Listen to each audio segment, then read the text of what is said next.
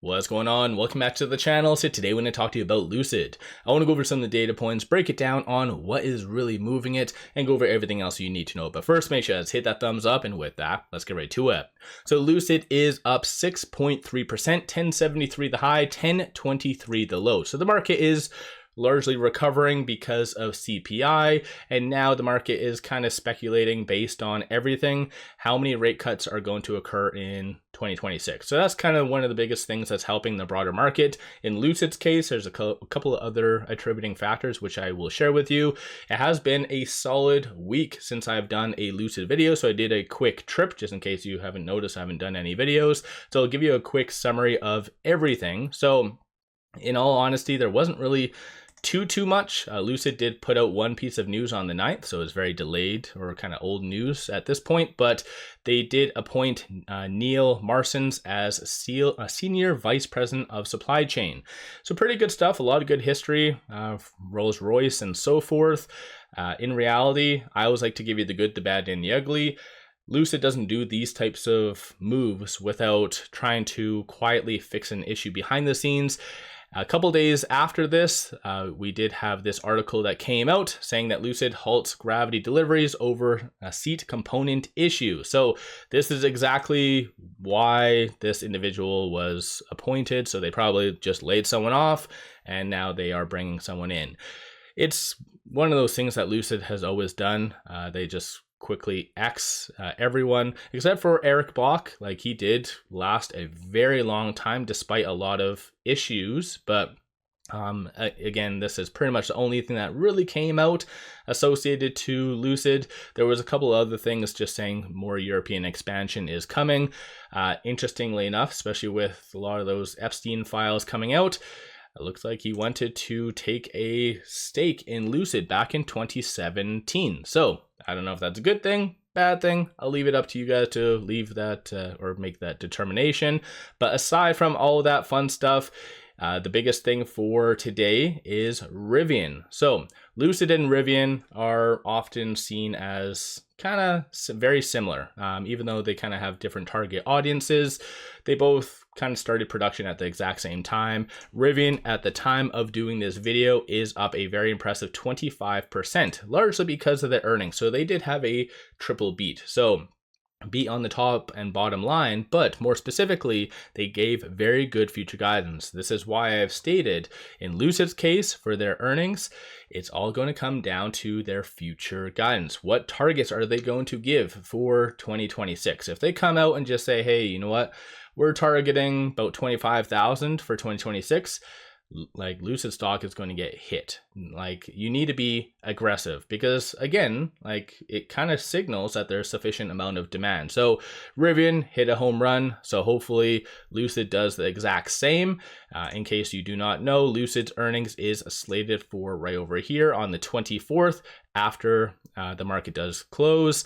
Earnings per share current estimates are $2.67, negative 267, and then 459.54 million in revenue. So this is kind of the highest revenue that they potentially might have ever achieved.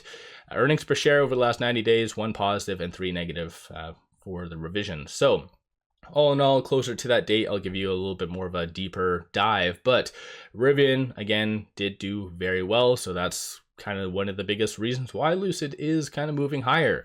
In regards to shorts, 33.39% of the free floats being shorted, works out to be 43.5 million shares overall being shorted. At the time of doing this video, shorts are returning about 250,000 shares. Since my last video, which again was roughly around a week ago, shorts haven't really done all that much.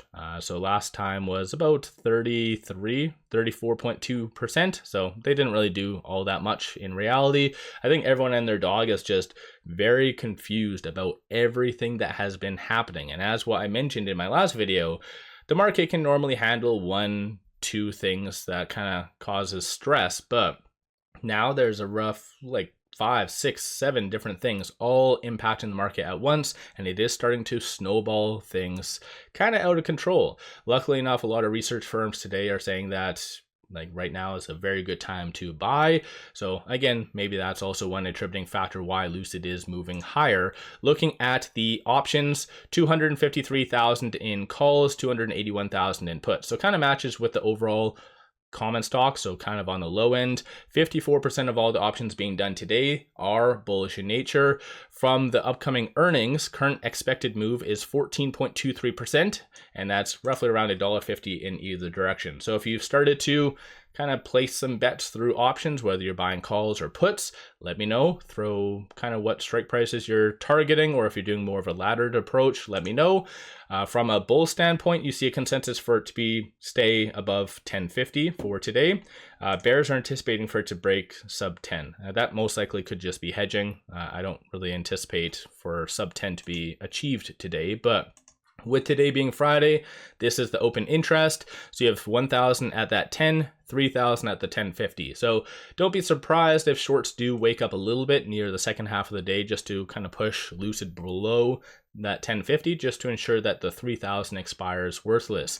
These are some of the transactions on the secondary market. So you have two above $100,000, and they're both buys. One for 1.3 million, other one being for 696. So big money's kind of buying a little bit, nothing significant. So the big thing for today again is algorithmic trading, in my opinion. And then these are all the transactions occurring on the dark pool. Don't really have that much in whole number, so it is fair to assume that a lot of this is just linked to shorts. With it right now at 1056, it is above this pivot point of 1048. So for today, it really needs to stay above that if you're going to see more of a nice continued push higher over the next couple trading days. Of course, again, Monday the market is closed, so it'll be for Tuesday, but it really needs to stay above that 1048. So kind of just watch for that. And then this R1 and this S1, I don't really see either of them being on the table for today, but potentially dependent on where it lands, either above or below this pivot point, you might see some consolidation or potentially another push higher. Aside from all of that fun stuff on the actual chart itself, it is right now above the 10-day moving average, so kind of showing some signs of good momentum. A little bit more willing buyers for today, so that's always a good thing. No new analyst ratings, and similarly, no substantial articles coming out about Lucid. So let me know your general thoughts on Lucid. It's been, like I said, a crazy week. Even though I haven't done videos, I kind of kept tabs on what Lucid's been doing in the broader market. It's been a gong show. I think right now, one thing that a lot of investors are kind of doing with Lucid is more swing trades rather than long investing. That could change as well post earnings. If they, similar to Rivian, give very good future guidance, then you might see more kind of stable investing coming from institutions as well as maybe retail investors. So again, something just to kind of keep in mind. So let me know your thoughts on Lucid. Are you buying, selling, holding? One final thing, pop over to my Patreon if you're looking for some solid buy signals on stocks, options, crypto. Put out daily day trades, numerous swing trades, worthwhile to pop over there and check that out. With all that, appreciate all of you watching.